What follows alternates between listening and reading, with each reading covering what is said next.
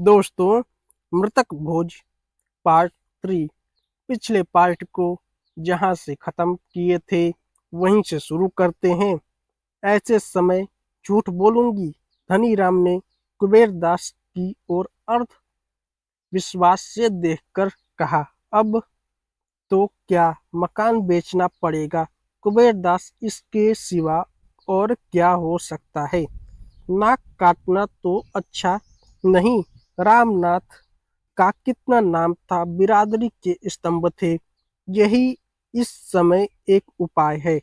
10,000 रुपए मेरे आते हैं, सूद बट्टा लगाकर कोई 15,000 रुपए हो जाएंगे। बाकी भोज में खर्च हो जाएगा। अगर कुछ बच रहा तो बाल बच्चों के काम आ जाएगा। धनीराम, आपके यहाँ कितने पर बंधक रखा था? कुबेर दास, 10,000 रुपए पर रुपए सैकड़े सूद। धनीराम, मैंने तो कुछ कम सुना है। कुबेर दास, उसका तो रेहननामा रखा है, जुबानी बातचीत थोड़ी ही है।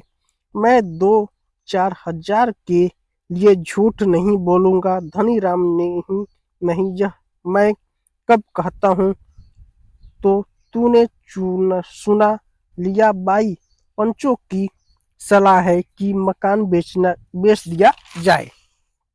सुशीला का छोटा भाई संतलाल अभी इस समय आ पहुंचा।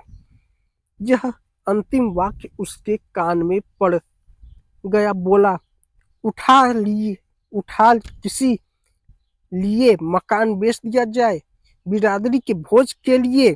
बिरादरी तो खा पी कर राह ले लेगी। इन अनाथों की रक्षा कैसे होगी? इनके भविष्य के लिए अभी तो कुछ सोचना चाहिए।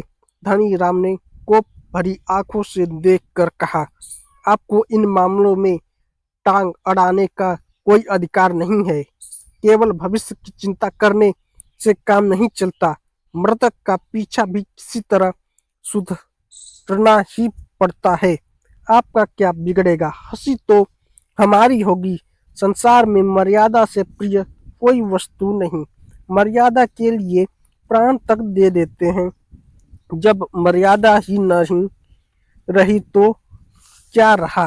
अगर हमारी सलाह पूछेंगे तो हम यही कहेंगे, आगे बाई का अख्तियार है, जैसे चाहे करे, पर हमसे कोई सरोकार न रखे चाहिए।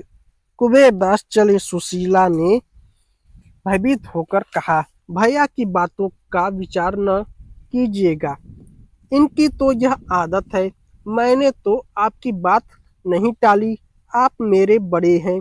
घर का हाल आपको मालूम है। मैं अपने स्वामी की आत्मा को दुखी करना नहीं चाहती, लेकिन जब आपके बच्चे ठोकर खाएंगे तो क्या आपकी आत्मा दुखी न होगी?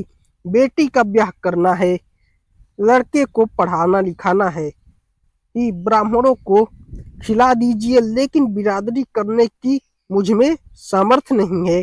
दोनों महानुभावों को जैसे थप्पड़ लगी। इतना बड़ा अधर्म, भला ऐसी बात भी जुबान से निकली जाती है? पंच लोगों अपने मुंह में कालिक न लगने देंगे। दुनिया विधवा को न हंसेगी होगी।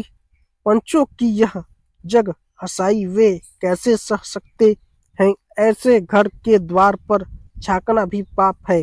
सुशीला रोकर बोली, मैं अनाथ हूँ, मैं नादान हूँ, मुझ पर क्रोध न कीजिए। अगले पार्ट के लिए मेरे साथ जुड़े रहें।